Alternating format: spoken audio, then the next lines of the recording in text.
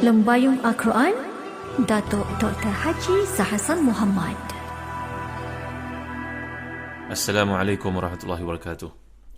Innal hamdalillah nahmaduhu wa nasta'inuhu wa nastahdihi wa nastaghfiruh wa natubu ilayhi wa natawakkalu alayhi wa na'udzu billahi min shururi anfusina wa sayyiati a'malina may yahdihillahu fala mudilla lahu wa may yudlil fala hadiya lahu. Allahumma salli wa sallim wa barik ala Muhammad wa ala ali Muhammad kama sallaita wa sallamta wa barakta ala Ibrahim wa ala ali Ibrahim fil alamin innaka Hamidum Majid. Amma ba'd. Muslimin muslimat yang rahmati dan dikasihi sekalian, sila buka pada muka surat 581 jilid yang keempat, tafsir Ibn Katsir. Saya amat menggalakkan tuan-tuan membaca tafsir Ibn Katsir ini kerana huraiannya memberi kepada kita kefahaman yang jelas, dan tafsir Ibn Katsir telah pun digunakan di berbagai-bagai peringkat ratusan tahun sejak kewafatan Imam yang mulia ini. Firman Allah SWT dalam ayat ke-42, sekali lagi saya baca untuk tuan-tuan. A'udzubillahi minasyaitanirrajim. Wa qala alladhi dhanna annahu najim minhum adhkurni 'inda rabbik فأنساه الشيطان ذكر به فلبث في السجن بضع سنين. Sadaqallahul azim. Dan Yusuf berkata kepada orang yang diketahuinya akan selamat di antara mereka berdua, terangkanlah keadaanku kepada tuanmu. Maka syaitan menjadikan dia lupa menerangkan keadaan Yusuf alaihissalam itu kepada tuannya, kepada raja itu. Kerana itu tetaplah dia Yusuf alaihissalam dalam penjara beberapa tahun lamanya. Jadi di sini pun ada satu perkara yang menarik, iaitu perkataan yang disebut oleh Allah, dhanna. Wa qali dhanna. Dhanna dalam Quran bukan maknanya sangka. Kalau kita belajar bahasa Arab, dhanna sau, dhan dalam bahasa Arab ni pernah kita belajar di awal-awal dulu, bahawa keindahan ataupun begitu menariknya, uniknya bahasa Arab, kerana satu perkataan tu kadang-kadang membawa makna berlawanan. Dhanna maknanya sangka kalau kita belajar bahasa Arab, tapi sebenarnya dalam Quran kadang-kadang dhanna bermakna aiqana, yuqinu, yaqin. Di sini perlu pada kita melihat sekali lagi siaq al-ayah, siaq, mana konteks ayat itu untuk kita menterjemahkan maksud yang tepat. Jadi adhan huwa Yusuf in kana ta'wiluhu bitariqil ijtihad wa in kana bitariqil wahyi fadhan huwa syarabi. Dhanna itu merujuk kepada siapa tu? Merujuk kepada Nabi Yusuf ke merujuk kepada yang akan bebas itu? Wa qala dhanna. Dengar baik terjemahan saya. Dan Yusuf berkata kepada orang yang diketahuinya akan selamat di antara mereka berdua. Yusuf berkata kepada orang yang diketahuinya akan selamat di antara mereka berdua. Jadi dhanna ini merujuk kepada Yusuf ke merujuk kepada kawan yang akan bebas itu? Kalau Yusuf itu merupakan ijtihad baginda dan daripada wahyu Allah SWT. Kalau dhanna itu merujuk kepada syarabi, maknanya dia di sini merujuk kepada satu perasaan yang ada dalam diri yang akan bebas itu. Jadi ada yang memahami maksud dhanna ini yang kita terjemahkan sekarang untuk faham, mendugalah. Dhanna, menduga, merasakan. Jadi kalau dhanna itu merujuk pada Yusuf, maka maksudnya Yusuf berkata kepada orang yang dia duga, iaitu dia merasakan, dia mengetahui akan selamat di antara mereka berdua. Sebutlah aku, terangkan keadaanku di sisi raja nanti, yang kau akan bekerja balik semula dengan dia. Ataupun kalau kita kata dhanna itu merujuk kepada syarabi ni tadi, saqi ni tadi, kawan ni tadi, yang ketika disampaikan oleh Yusuf bahawa dia akan selamat, jadi penyampaiannya itu belum meyakinkannya secara penuh, tapi baru sampai tingkat agak-agak lah, ataupun merasakan, ataupun masih lagi tak jelas. Jadi para ulama yang memahaminya dengan maksud Yusuf alaihissalam yang merujuk pada dhanna itu adalah Yusuf, padahal maksudnya tahu, ia didorong oleh kesedarannya bahawa apa yang diketahui oleh manusia, pengetahuannya itu baru sampai peringkat dugaan, tak dibandingkan dengan pengetahuan Allah. Apatah lagi kalau yang diketahuinya satu yang berdasar kepada ijtihad, iaitu dalamannya yang merasakan, yang mengatakan demikian. Jadi dia di sini yang telah dijelaskan kepada tuan, fa'ansahu, difahami oleh ramai ulama dalam arti kata yang merujuk kepada lelaki tersebut. Tapi ada segelintir yang mengatakan, memahami fa'ansahu maknanya dia lupa untuk mengingati Tuhannya, itu kembali pada Yusuf, dan pendapat ni telah saya jelaskan tidak benar dan tidak sesuai untuk dikatakan kepada seorang Nabi. Kerana dalam kitab-kitab tafsir sebagai contohnya yang saya bawakan kepada tuan-tuan, tafsir Al-Manar contohnya, bila Al-Imam Rashid Ridha mengatakan, menjelaskan betapa penting kita untuk faham dalam hak seorang Nabi yang menunjukkan kepada keistimewaan kedudukannya itu, iaitu Nabi Allah Yusuf ini, maka perkara tersebut sangat tidak sesuai kita katakan demikian. Pertamanya, dari sudut laras bahasa kita faham atful insa, ataf, perkataan lupa itu dengan huruf fa menunjukkan bahawa dia terlupa selepas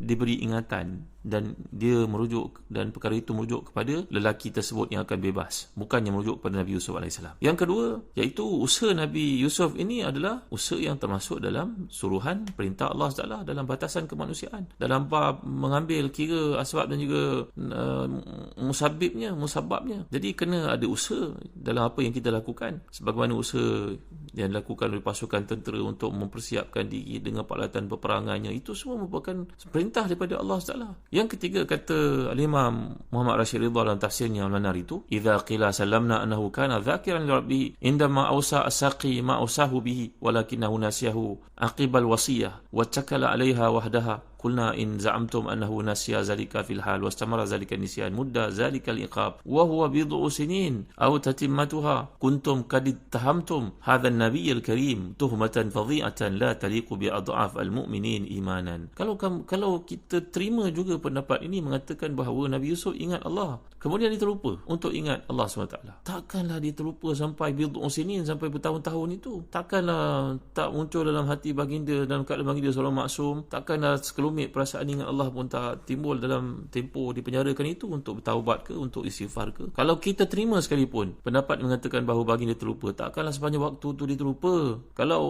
orang biasa-biasa pun boleh ingat Allah SWT ketika susah, anaknya sakit, suaminya meninggal dunia, dia dibuang kerja, takkanlah dia tak ingat Allah. Itu manusia biasa tahu. Ini kan pula seorang Nabi, memang tak pernah sabar untuk mengatakan bahawa baginda terlupa. Lalu tafsiran yang mengatakan baginda terlupa dihukum Allah untuk beberapa tahun lagi berada dalam penjara, itu memang pendapat yang tidak benar, kata beliau. Wa in zamtum anna syaitana ansahu zikra bihi burhatan qalilatan aqib tilkal wasiyah summa ada ila ma kana alaihi min muraqabatihi lahu azza wa jal wa zakarahu fa hadha an-nisyan al-qalil la yastahiqu hadha al-iqab al-tawil. Kalaulah kita berkata pula Nabi Yusuf terlupa saat itu, kemudian diingat Allah dengan muraqabahnya seorang Nabi, dengan imannya seorang Nabi yang sentiasa bertambah, maka terlupa sekejap itu takkanlah kena hukuman sepanjang zaman, iaitu bertahun-tahun lagi kekal dalam penjara. Takkanlah sifat Rahman Allah dan juga Rahim mengakibatkan hukuman itu berlaku kerana kesilapan pendek, kalau kita kata baginda terlupa sekalipun. Lagi kata Syekh Muhammad Rashid Ridha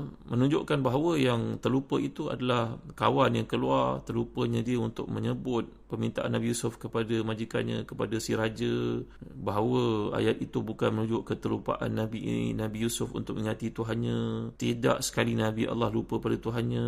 Engkau tengok bukti dalam Quran, kata beliau, inna ibadi laysa laka alaihim sultan illa man ittaba'aka minal ghawin. Allah menceritakan bahawa hamba-hambanya yang ingat kepadanya, dan perkataan ibad, saya pernah jelaskan kepada tuan-tuan, berbeza daripada abid.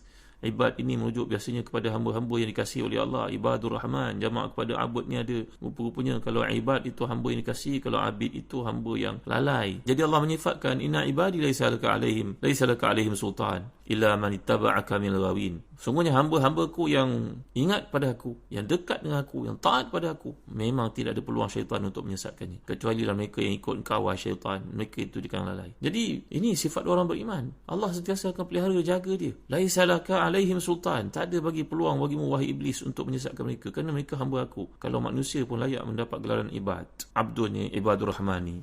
Takkanlah seorang Nabi terkeluar daripada skala tersebut, terkeluar daripada spektrum itu. Dan begitu juga Allah menjelaskan lagi tentang orang beriman, innal ladzina taqaw idza masahum ta'ifun minasyaitani tadhakkaru fa idza hum mubsirun. Surah Al-A'raf ayat 201. Sungguhnya orang yang bertakwa kepada Allah, kalau disentuh masahum ta'ifun minasyaitan, disentuh, dia terlalai sekejap, dia lekas tazakkaru, ingat Allah, fa idza hum mubsirun, maka Allah akan beri kepadanya petunjuk untuk dia kembali atas sirat. Jadi tuan-tuan dimuliakan sekalian, sekarang hujah yang keempat telah dikemukakan oleh Imam Muhammad Rashid Ridha bagi meluruskan kefahaman yang silap ini, iaitu mengatakan kononnya Nabi Yusuf AS terlupa ingat Tuhan, lalu Allah SWT telah hukum dia beberapa penjara beberapa tahun lagi. Walaupun disebut oleh sebahagian daripada para ulama tafsir, moga-moga Allah ampunkan mereka atas kesilapan tersebut. Yang kelima, kata Imam Muhammad Rashid Ridha dalam tafsir Al-Manar, bagi meluruskan pandangan ini, membetulkannya bahawa Nabi ini tak pernah lupa pada Allah SWT.